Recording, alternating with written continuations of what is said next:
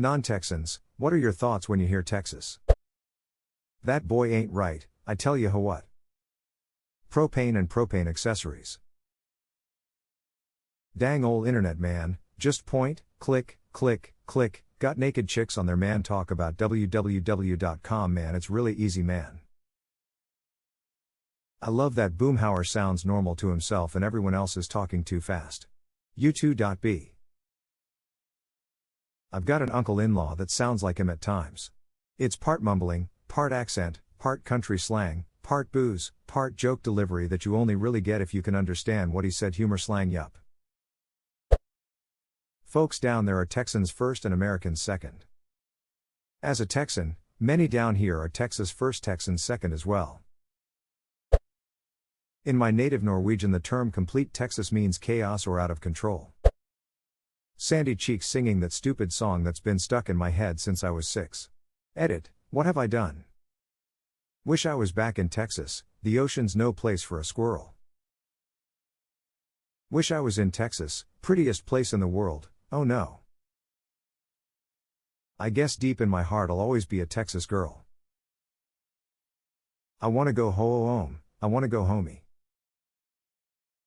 I miss my 20 acres, barbecues and pecan pie, oh why. When I'm so far from you, Texas, all I can do is cry. I wanna go home, I wanna go homey. The stars at night are dull and dim whenever they have to be over dumb ol' stupid Texas. S, hey Patrick, what am I now? P, UHM stupid? S, no I'm Texas. P, what's the difference? Lol.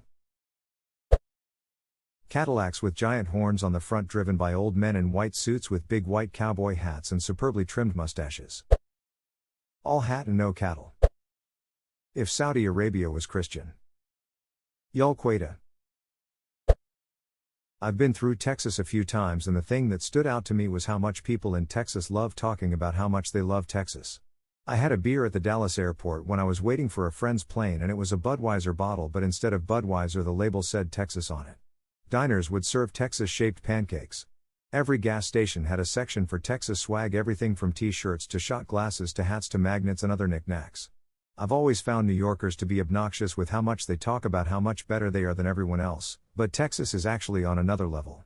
So, I guess when I think of Texas, I think of a bunch of people yelling I duck and love Texas. The label said Texas on it.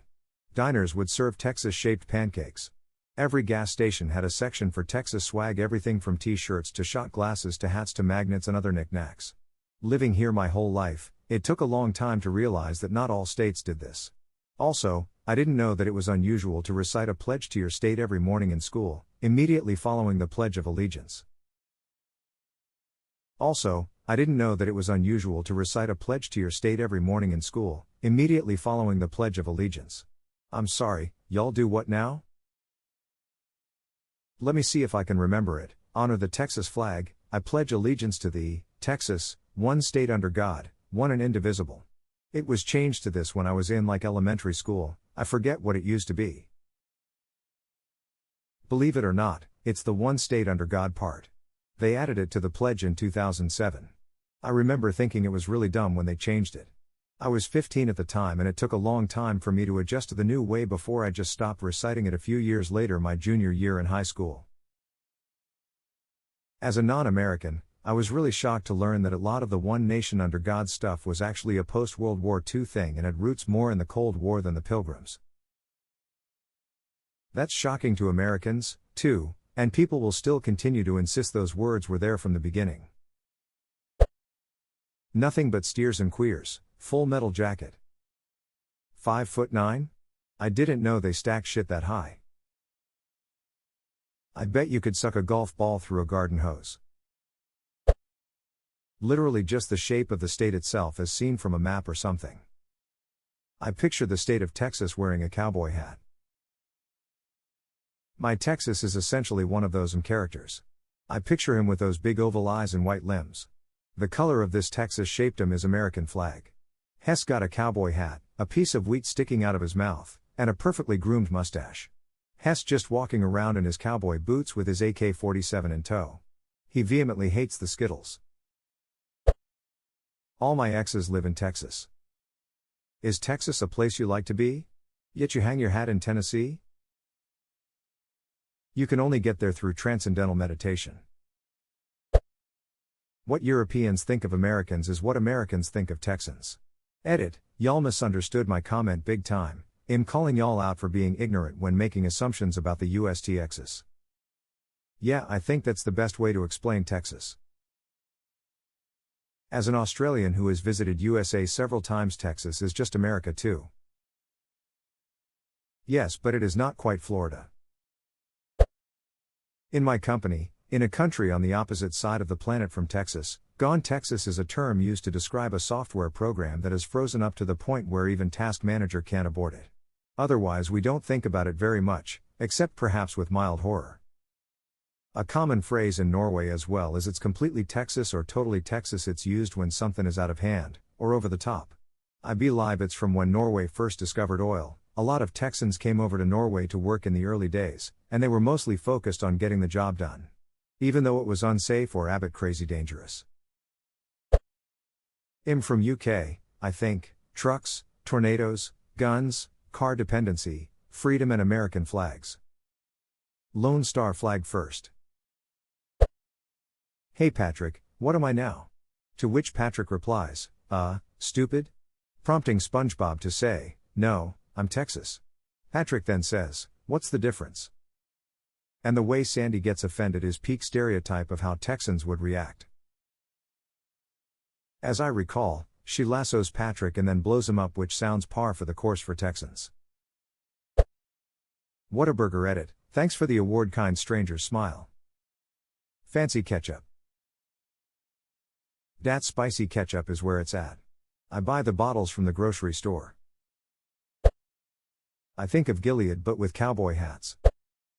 It used to be they're tough, and don't take any shit from the government. Now it's I can't believe the tough guys became such pussies, who invite the government into their bedroom, and rat out their neighbors. Scared ass cops. Yup. My view of a Texas lawman will never be the same. Tough talking when dealing with decent law-abiding people versus waiting around sanitizing their hands for an hour while avoiding the dangerous criminals.